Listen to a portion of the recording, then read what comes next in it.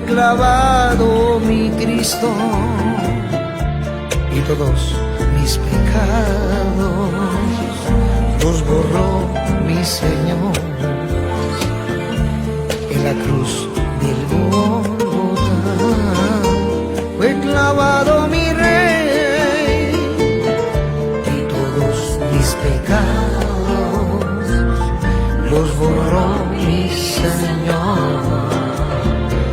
El sacrificio que mi Cristo hizo en la cruz por ti, por mí, es prueba de su amor que hoy podemos obtener.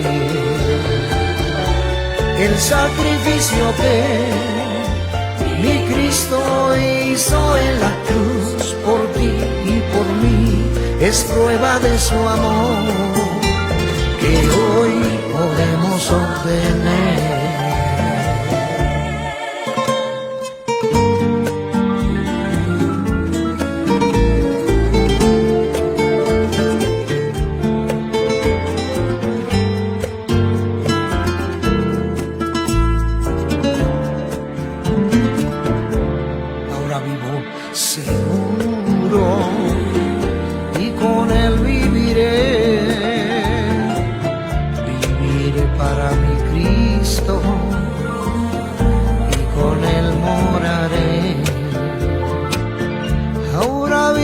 Seguro y con él viviré,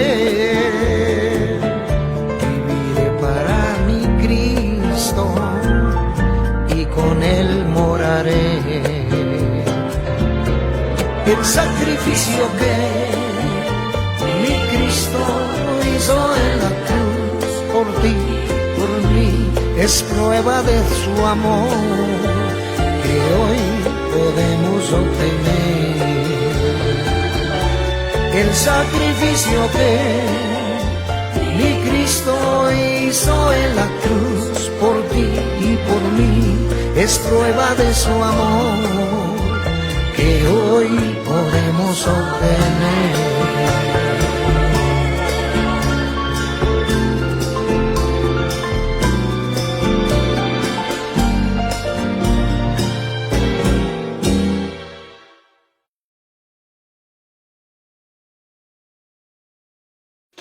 Hemos venido predicando la palabra de Dios a través de 107.9 frecuencia modulada y también para los que usan internet. Usted pone vidafmshela.net. Repita, vidafmshela.net y de ahí sale a las 6 en punto de la tarde todos los días. Conociendo las Escrituras.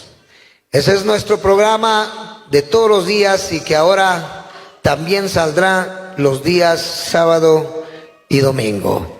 Estamos llegando a diferentes lugares. ¿Cuántos envían saludos, hermanos, a todo el mundo donde puedan escuchar el mensaje de la palabra de Dios?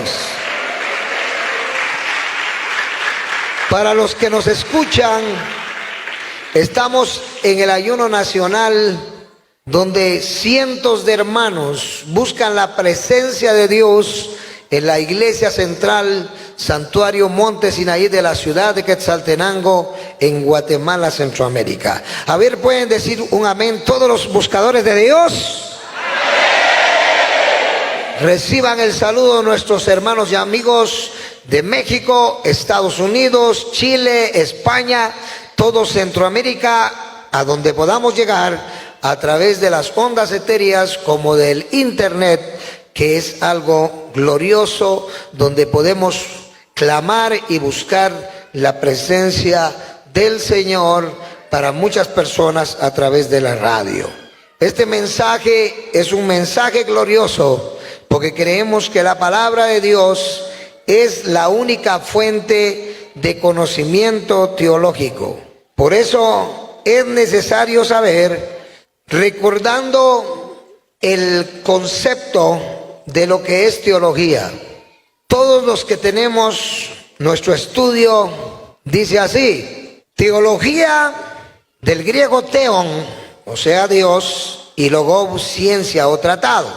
Quiero hacer ver que cuando decimos theon, no es el theos del griego impío, del griego mundano, del griego bizantino, del moderno, sino es el theon que se refiere a Dios. El theos es Zeus, el theon es el Dios de la Biblia, y no decimos logos porque es logou, el cual es ciencia o tratado. Y vemos pues que la teología es la ciencia de Dios, pero hemos hablado de un concepto más profundo. La ciencia que estudia de Dios y de sus relaciones con los hombres, y no solo con los hombres, sino con el universo entero. Al hablar del universo nos referimos a la Tierra, a las estrellas, al sistema solar, a las nebulosas, las galaxias, a los demás astros y aún al mismo hombre.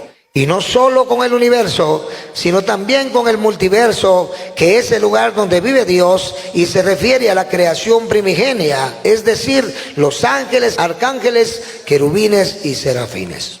Cuando hablamos de teología, también podemos hablar de demonios. Porque la teología se divide en 4 ramas para los que estudian teología. La teología bíblica, que es la teología que nos muestra el carácter progresivo del contenido doctrinal de la Biblia, que es considerado paso a paso a lo largo de la historia de la salvación, lo que en griego es sotería, liberación, emancipación y protección, por medio de la cual Dios se revela y salva.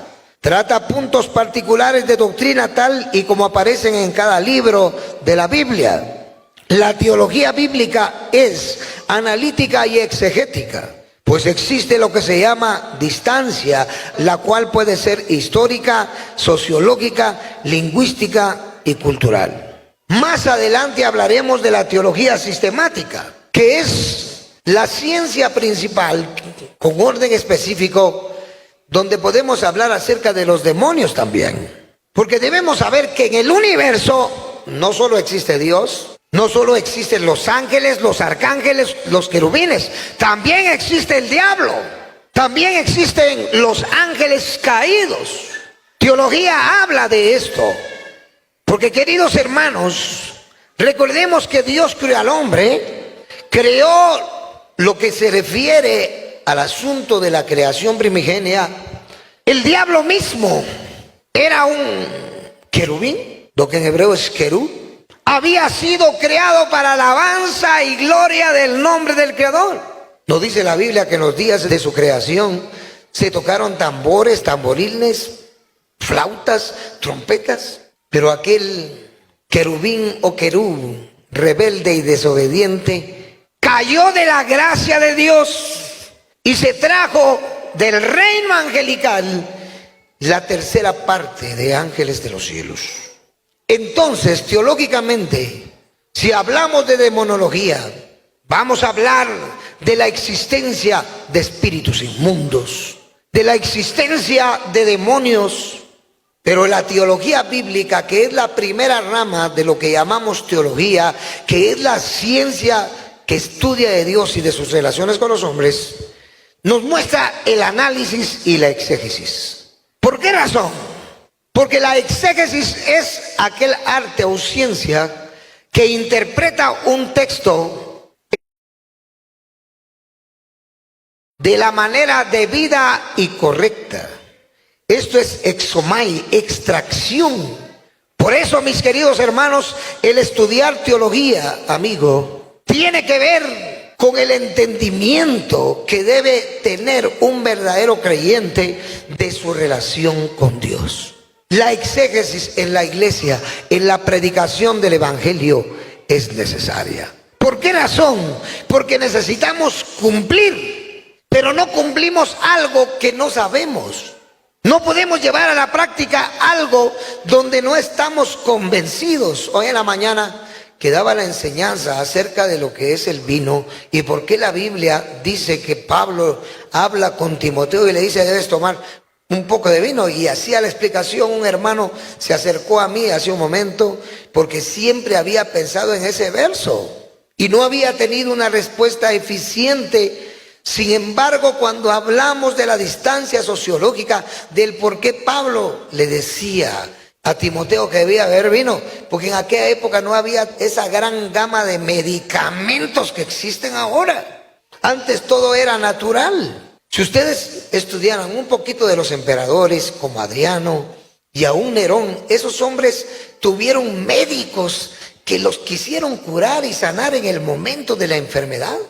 Adriano, por ejemplo, muere a los 60 años, hermanos, y le dice a Hermógenes, su médico: yo quisiera que vayas a buscar una planta, toma en cuenta esto, que cure esta hidropesía que está matando mi corazón. Quiere decir que en ese tiempo no habían medicamentos como los que existen ahora.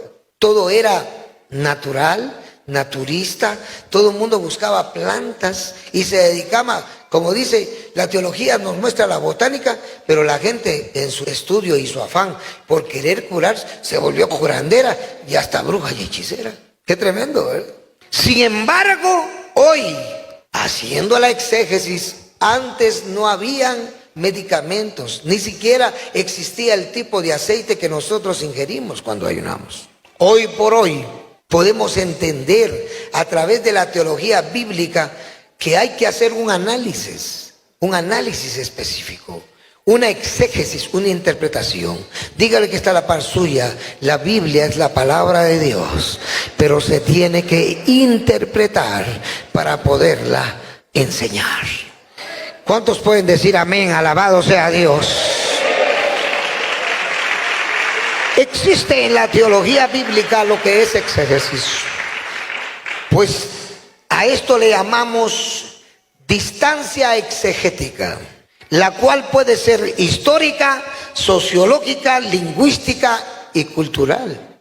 La Biblia menciona un montón de países, ciudades, personas que no eran judías. La Biblia menciona a Nabucodonosor, un rey babilónico, un rey pagano. Y si vamos a hacer el análisis y la historia, ¿quiénes eran estos hombres? Eran impíos, pero eran gobernantes de naciones que hoy todavía existen. Dicen amén, hermanos, pero ya no con el mismo nombre. Por ejemplo, Babilonia es lo que ahora llamamos Irak en el Medio Oriente. Ya no existen los reyes como en aquella época. Existen presidentes electos democráticamente. Usted mira la Egipto que se menciona en la Escritura. Ellos manejaban lo que se llamaban Ramsés, príncipes y reyes, pero los nombres eran Paró, faraones. Hoy usted va a Egipto y no encuentra faraones, ni Tutankamón, ni Tutanquieto. Todos están quietos porque ahora tienen un presidente. Todo ha cambiado. La distancia sociológica e histórica nos muestra claramente que los tiempos cambian. Sin embargo, estas naciones están escritas en la Biblia porque los israelitas vivieron en Egipto esclavos, pero comían bien. Eran esclavos, exiliados, pero se alimentaban bien. ¿No se acuerdan cuando Moisés se los llevó al desierto y quisieron ir a conquistar a los cananeos, a los de Canaán? ¿Qué dijeron? ¿Para qué nos trajo Moisés aquí al desierto a aguantar hambre? Mientras en Egipto teníamos zanahorias, puerros, carne de vaca, carne de bueyes. Y aquí no tenemos nada, lo que tenemos es arena para respirar nada más. Entonces viene Dios y les manda codornices. Les manda maná, pan del cielo, porque empezaron a protestar. Eran protestantes, ¿verdad, hermanos amados? Entonces esos pueblos eran pueblos de que en aquella época eran totalmente diferentes a nuestros pueblos, a nuestras comunidades. Ellos tenían reyes, tenían príncipes, tenían Ramsés, tenían Paró. Hoy en el mundo ya no hay esa clase de sociedades. Todo ha ido cambiando, todo se ha vuelto democracia. Y vamos también que la teología bíblica nos muestra exégesis, lingüística. Recordemos que la Biblia no fue escrita ni en español, ni en quiché, ni en man, ni en sutuil, ni en aguacateco, ni en ixil, ni en latín si lo quieren saber. Los originales bíblicos fueron escritos en arcaico, en siriaco, en hebreo, en arameo, en copto y griego koine. Diga conmigo, la Biblia originalmente fue escrita en diferentes idiomas que no son los nuestros. Alaban el nombre del Señor, amén. Entonces la Biblia originalmente no fue escrita en español, ni en latín, ni en inglés. Tiene más de 6 idiomas, pero los más importantes son el arameo, el hebreo y el griego koine. Todo el Antiguo Testamento fue escrito en hebreo y en arameo. Repítalo fuertemente. Todo el Antiguo Testamento fue escrito en hebreo y en arameo. El Nuevo Testamento fue escrito en griego koine, salvo el capítulo 5 de San Mateo, que dijo Papías. Bueno, él había dicho que todo el libro de Mateo, pero no fue así. Solo un capítulo, que es el capítulo número 5, fue escrito en arameo. Ahí no hay prefijos ni sufijos. Por eso dice, bienaventurados los. Tendría que decir en nuestro idioma, bienaventurados son los. Pero ahí dice, bienaventurados los que tienen hambre y sed de justicia, porque estos serán saciados. Entonces es arameo porque solo dice, bienaventurados los misericordiosos. Nuestra Biblia no fue escrita en español.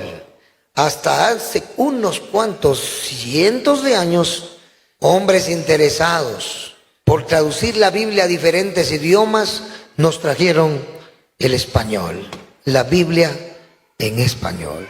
¿Cuántos dan gloria a Dios? ¿Cuántos dicen amén? Pero lo malo fue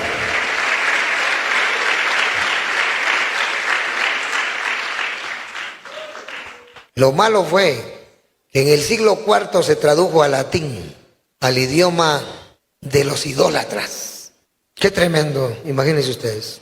Pero fue el Espíritu Santo, diga conmigo, es el Espíritu Santo que no permite que se tuerza la palabra, porque Él es el dueño de la Biblia. Por eso la teología bíblica nos muestra la forma exegética, lingüística, para llevarnos a la verdadera interpretación de las Escrituras.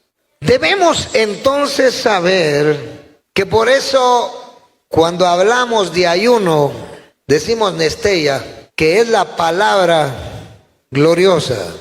Así que decía que la teología evangélica nos muestra la teología bíblica, y cuando decimos ayuno decimos nesteia. Saben que mucha gente tiene diferentes formas de ayunar. Hay algunos que hablan hasta acerca del ayuno de Daniel, pero ya cristológicamente en el Nuevo Testamento eso ya no es un ayuno, eso es guardar dieta.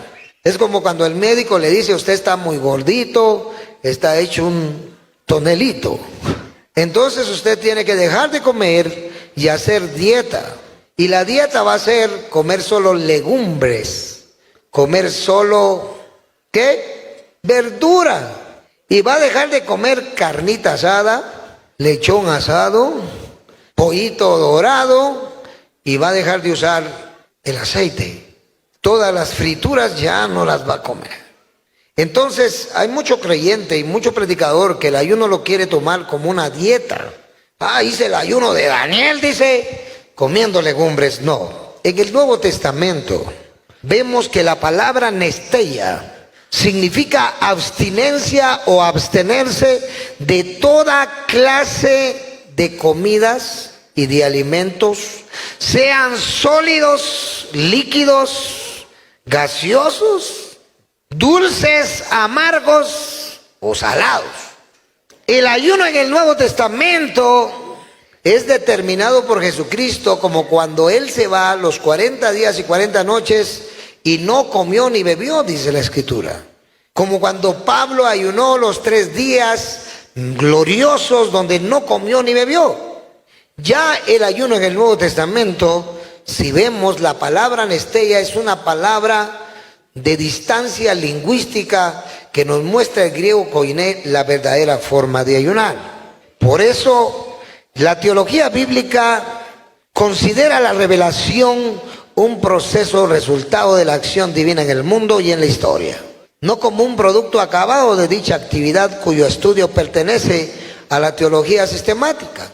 Cuando nosotros extraemos, por ejemplo, en la práctica del ayuno, la palabra nesteia en el griego koiné original, entonces empezamos a buscar referencias, a buscar lo que se llama paralelos de idea, paralelos de pensamiento y paralelos de texto para enriquecer esa palabra que se convierte en una doctrina básica, cristológicamente hablando y aún apostólicamente. ¿Cuántos pueden decir amén, hermanos? Aleluya. Si se dan cuenta, el ayuno de 3 días, que es el ayuno trinitario que nosotros vivimos, cumplimos y practicamos, y como decimos, practicamos, es un ayuno totalmente efectivo. Estoy hablando del ayuno porque en teología bíblica vemos lo que es la exégesis lingüística que es necesaria. Antes nosotros ayunábamos y no sabíamos por qué 3 días. Ayunábamos y nos acercábamos a Dios y lo hacíamos sin saber que los mismos apóstoles y los profetas, como el mismo Señor Jesucristo, habían ayunado 3 días. Pero el ayuno es total. La exégesis lingüista nos lleva al ayuno total, exceptuando agua y aceite, porque el aceite representa al Espíritu Santo y es la parte corpórea del Espíritu Santo, el aceite de olivo. No es un mare magno de aceites y mezclas, no, el aceite de olivo, que es el aceite que debe servir para ungir enfermos, para ungir endemoniados, para ungir necesitados. Por eso, queridos hermanos, la exégesis nos manda a que el ayuno debe ser una práctica constante, no como dieta, no como cuando el médico, el profesional dice, es que tiene que dejar de comer porque ya tiene muchos triglicéridos y mucho colesterol, y eso le va a producir la diabetes. Entonces la gente se asusta y empieza a querer, según ellos, hacer ayunos de Daniel. Pero en el Nuevo Testamento son los 40 días de Jesucristo, Mateo capítulo 4 y los 3 días que habla Mateo 15:32, Hechos 9:9 y la vida de Jonás en el vientre de un pez y la vida de Esther en Esther 4, capítulo 4, versículo 16.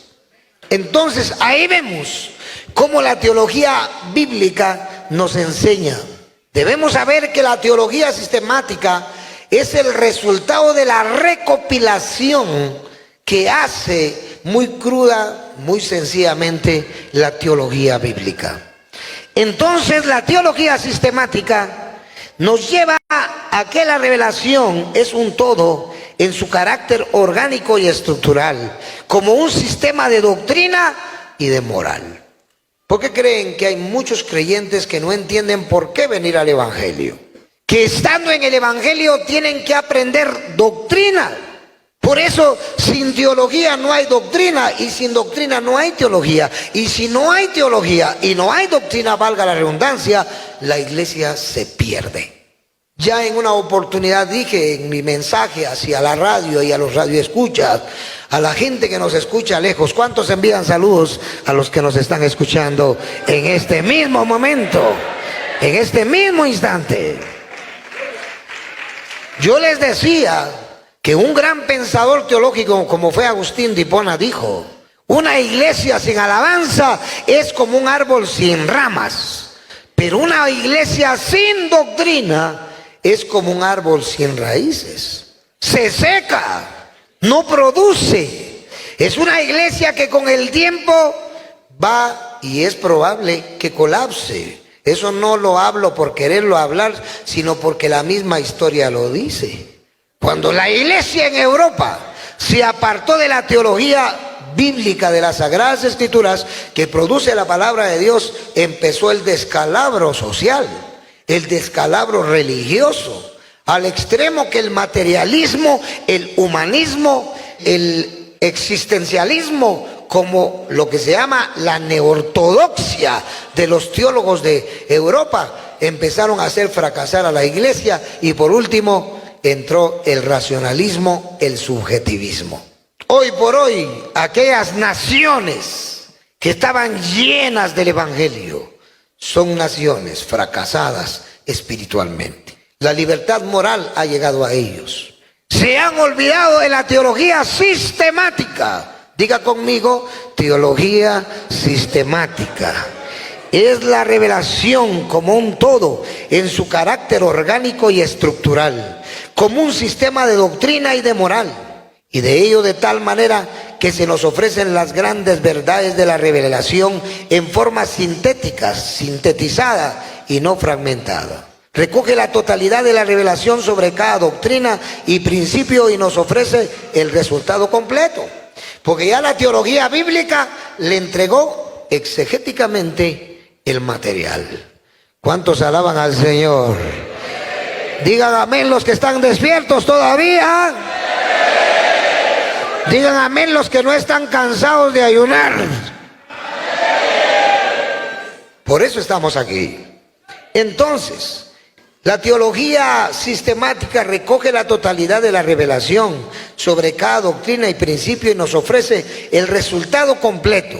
Ofrece igualmente la concatenación, encadenamiento continuo de temas parecidos o iguales, o interdependencia, dependencia mutua, de las varias verdades reveladas y las presenta en su valor eterno y no solo en sus contextos históricos particulares como lo hace la teología bíblica. La teología sistemática depende de la teología bíblica de la cual se nutre. Su material básico es el que le ofrece la exégesis del texto bíblico y su sentido original en el contexto de la historia de la soteriología, de la sotería, la salvación y del remez como el drash, la revelación. Aquí la teología evangélica difiere de otros sistemas, puestos de que todo lo que no sea la revelación de Dios a través de la palabra, todo eso es material espurio. Lo que no pertenece a la Biblia se llama material espurio. ¿Están escuchando? Material espurio, que significa material falso y adulterado. Por eso vemos religiones y falsas doctrinas, porque han adulterado a la palabra de Dios. En el mundo hay quienes dicen que la salvación no es necesario confesarla, que ni siquiera hay que creer en el evangelio, porque como dice Juan, Cristo ha muerto por los pecados nuestros y los de todo el mundo. Pero cuando el Señor produce la salvación, esa lutrosis, cuando una persona puede considerarse salva, cuando la fe ha llegado, cuando la confesión, ¿cuántos pueden decir amén? Ha llegado. Y por último, ¿qué llega? Después de la confesión, ¿qué llega? La salvación. ¿Alaban a Dios, hermanos? ¿Sí? Y la salvación nos conduce a la vida eterna y estamos seguros de eso. ¿Cuánto le dan gloria a Jesucristo en esa hora? Dele gloria a Dios. Dele gloria al Espíritu Santo. Entonces, la verdad de las Escrituras, la verdad de la palabra, nos muestra en la teología evangélica cómo el creyente debe vivir. Dígale que está a la par suya. Dios le muestra a través de la teología bíblica cómo el creyente debe vivir para alcanzar la salvación, la vida eterna, el perdón de pecados y esa parte que perfecciona la vida del ser humano. ¿Cuántos alaban al Señor en esta hora y dicen amén? Dicen gloria a Dios. Entonces, en realidad, hermanos, podemos ver pues que el escudriñar la Escritura nos enseña a hacer teología. Escudriñar la Escritura nos enseña, como dice San Juan 5:39, escudriñad las Escrituras. Pero recordemos firmemente que la teología sistemática ordena toda la enseñanza.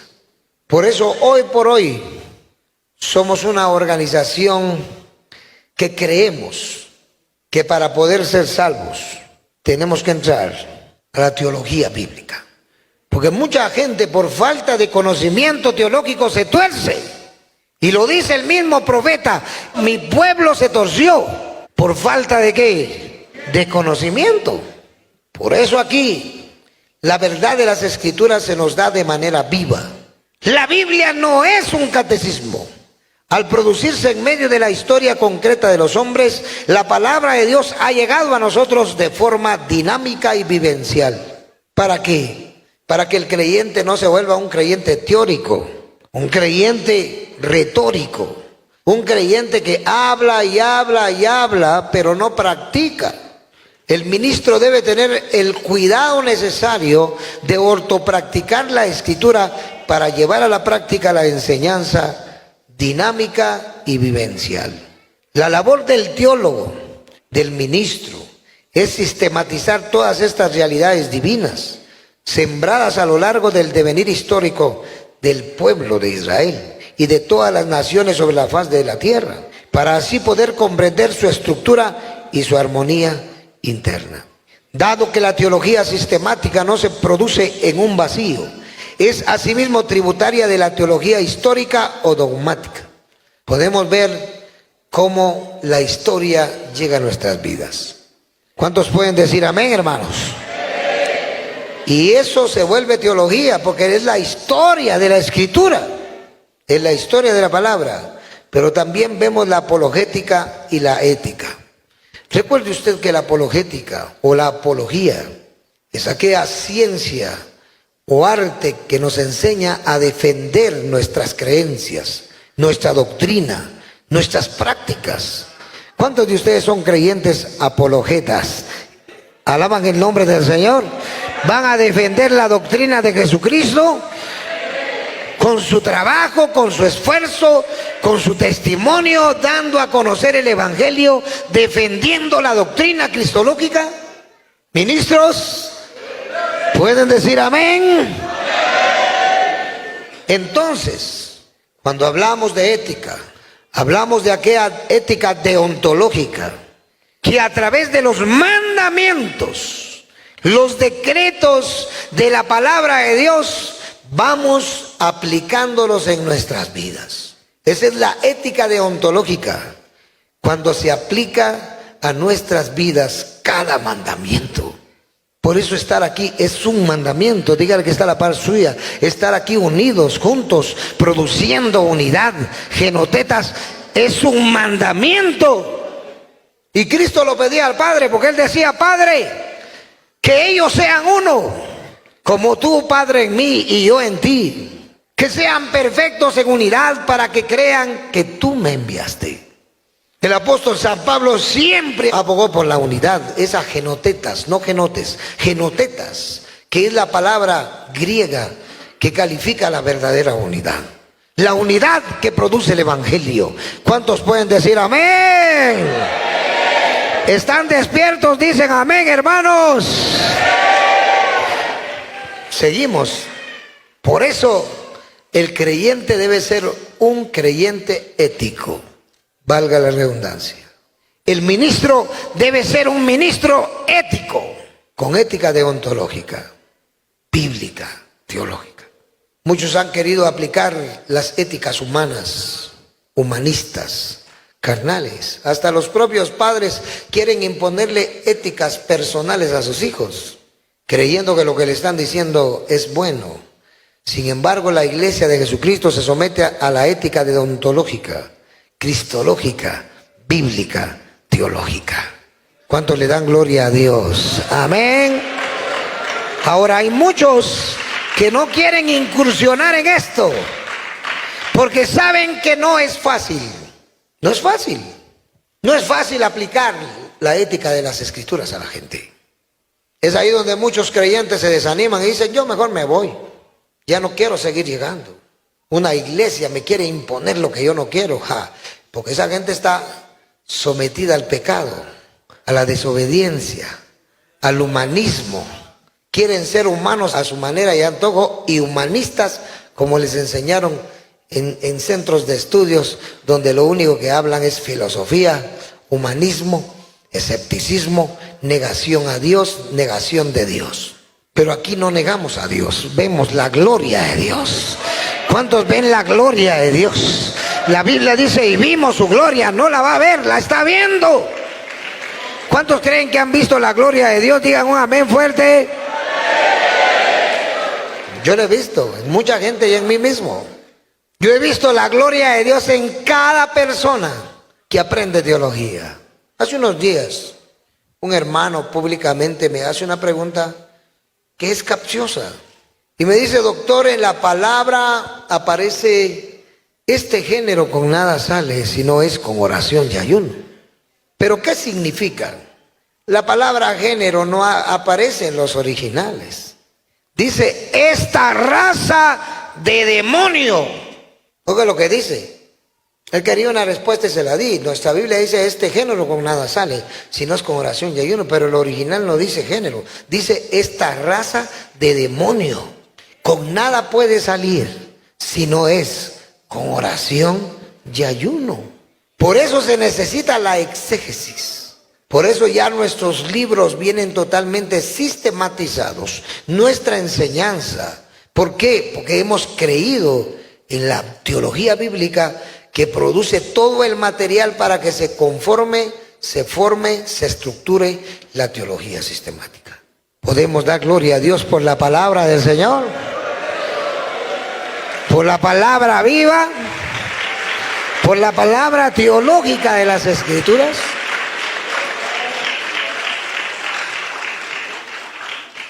Esta raza, esta etne, daimonión, con nada puede salir, si no es con oración y ayuno. Por eso hoy estamos en tremenda bendición de oración y ayuno. ¿Cuántos siguen vivos? Los que están en la radio están escuchando. A los que están vivos glorificando a Dios aquí en el santuario central. Dele gloria a su Señor. Por eso, dígale al que está a la par suya, usted debe ser apologético defendiendo la doctrina de Jesucristo. Con la misma palabra, con la misma enseñanza. Dígale al que está a la par suya, usted debe ser un creyente ético, deontológico, viviendo las Sagradas Escrituras. Porque la ética moral y la filosofía natural son dos. Eso se convierte en una utopía heterodoxa. Cosas que el hombre no puede llevar a la práctica. Porque una utopía es aquello que la gente habla y le da rimbombancia, pero no se puede cumplir. La gente solo escucha. Saben que ahora hay muchos libros que venden y no cumplen lo que dice ahí porque no se puede. Si ese libro no lleva exégesis, ese libro va a ser muy difícil de cumplirlo. Porque lo único que nos puede enseñar a entrar a la ortopraxis, al axioma de la Escritura, es la exégesis teológica. Por eso, hermanos amados, hoy Dios quiere creyentes apologéticos, creyentes éticos teológicos. La teología no puede quedar divorciada de las tareas ministeriales, de las exigencias misioneras, misionológicas y de la misma adoración, doxología a nuestro Creador. Tiene que ser una reflexión hecha desde dentro de las situaciones, las preocupaciones del mundo contemporáneo a ella. Todas las teologías que muchos quieren hablar como sistemas no van a resolver nada. La práctica de la teología, que hablaremos más adelante de lo que es la teología práctica, que conlleva así la ortopraxis de lo que hemos aprendido. Por eso el didáscalos, que da el tiraje de la palabra, tiene que ser muy práctico. Porque eso es lo que está costando en el mundo, en la iglesia cristiana. Practicar la Escritura. Les cuesta practicar la Escritura apologética. Y yo quiero invitarles a ustedes a seguir practicando esa doctrina, esa Escritura, esa teología sistemática, que muchas veces da lugar. A veces nacen ciertas teorías de la teología sistemática. Por ejemplo, cuando se habla del pecado, ¿quién inventó el pecado. ¿En dónde se inventó el pecado? Pero ¿quién trajo el pecado a la tierra? ¿Quién inventó el pecado? Satanás. Pero se forman ciertas cositas ahí que muchas veces ponen a temblar a los estudiosos. Sin embargo, el creyente sabe que el primero que practicó el pecado es el diablo. Lo dice el apóstol Juan. Porque el diablo pecó desde el principio, dice. Pero para esto apareció el Hijo de Dios, para destruir las obras del diablo. La teología bíblica y sistemática, estas dos ramas de la teología evangélica, nos lleva a entender claramente cuál es el propósito de Dios. Por eso, querido ministro, miembro de nuestras iglesias, debemos saber que tanto la rama de la teología, que es teología bíblica, y la teología evangélica, nos enseña realmente el porqué de lo que dice la Escritura, el porqué de cada doctrina, el porqué de cada enseñanza. Ya la sistemática la ordena toda, lista para ponerla en práctica. Por eso hoy podemos decir, Eben Ezer, el Señor es nuestra ayuda, piedra de ayuda. Y hasta aquí Él nos ha ayudado y nos seguirá ayudando. Alabamos al Padre, alabamos al Hijo y alabamos al Espíritu Santo. Y pedimos que todos aquellos que nos escuchan puedan adentrarse al estudio teológico de la palabra del Señor, para poder ser así, no solamente oidores olvidadizos, sino hacedores de la palabra. Digamos todos, no ser oidores olvidadizos. Que el ministro no se vuelva un oidor olvidadizo, porque muchas veces para algunos o para bastantes se vuelve fácil predicar, pero el asunto es ir a la práctica. Hoy estamos practicando teológicamente lo que el ayuno nos quiere decir en las Sagradas Escrituras. Yo quiero invitar a todos los que nos escuchan en la radio a entender que no son ayunos pequeños ni mínimos los que van a resolver los problemas de la nación, los problemas sociales, los problemas étnicos, económicos, financieros, psicológicos, traumáticos.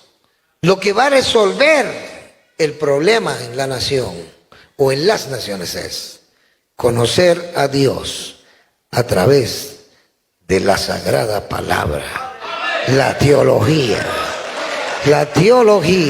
evangélica.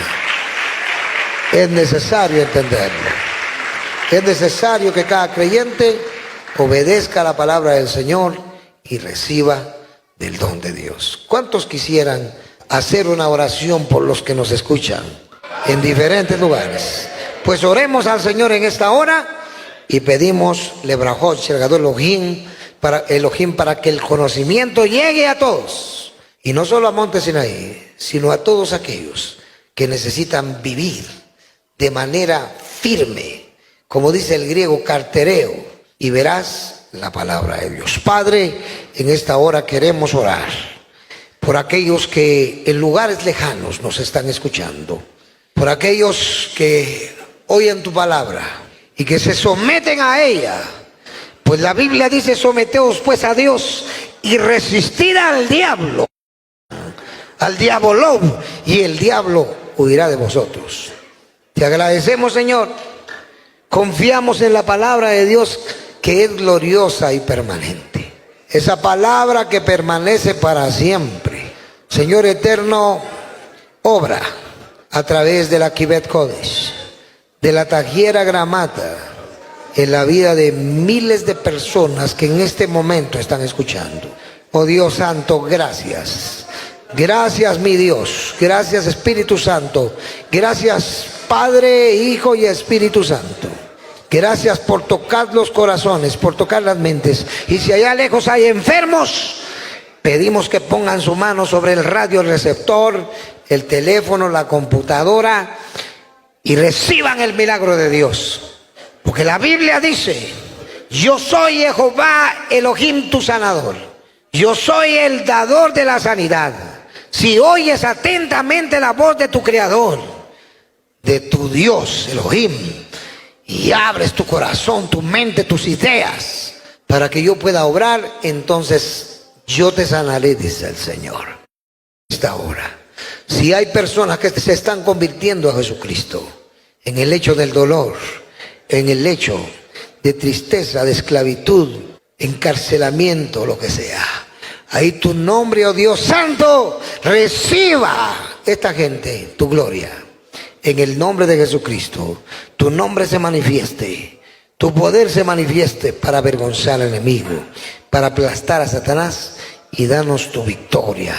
Dale victoria al que cree, porque al que cree todo le es posible. Reciban sanidad los enfermos, reciban liberación los que tienen espíritus inmundos que los están atormentando. Sean sanados por Jesucristo, por la Kibet Kodesh, porque la palabra de Dios es viva y eficaz y más cortante que toda espada de dos filos, que penetra hasta partir el alma, el espíritu, los tuétanos, las coyunturas, discierne los pensamientos y conoce las intenciones del corazón. Obra, mi Dios, y dejamos tu amor, tu sangre y tu poder por Jesucristo nuestro Salvador. Amén y amén. Reciba bendición y salud todo aquel que nos escucha y estudie cada día más la palabra de Dios. Shalom, shalom, shalom. Un aplauso para todos aquellos que nos escuchan. Gloria a Dios.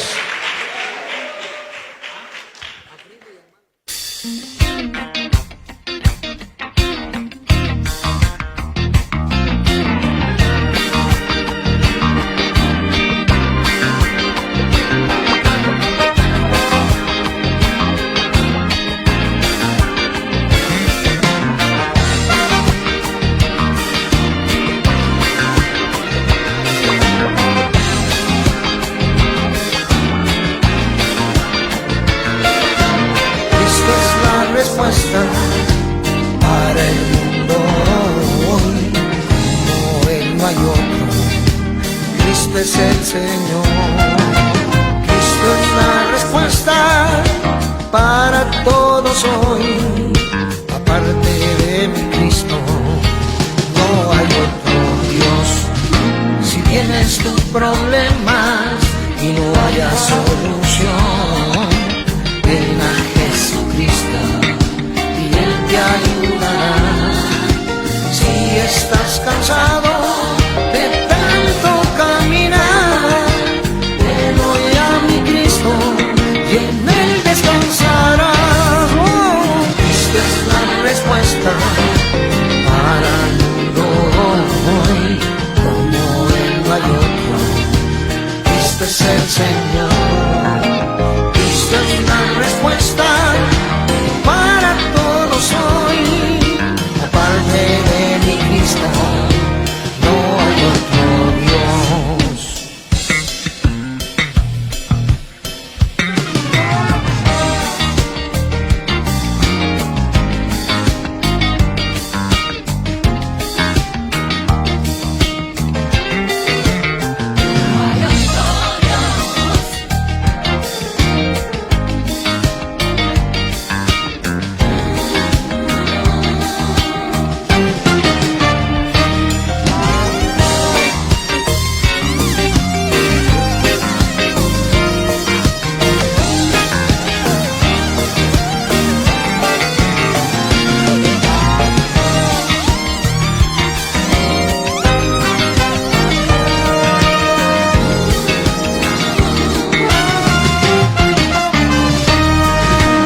Tienes tus problemas y no haya solución, ven a Jesucristo y Él te ayudará.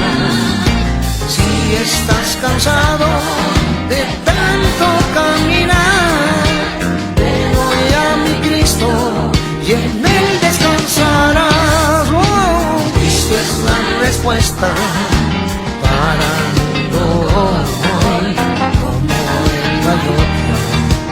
Cristo es el Señor. Cristo es la respuesta para todos hoy. Aparte de mi Cristo, no hay otro Dios.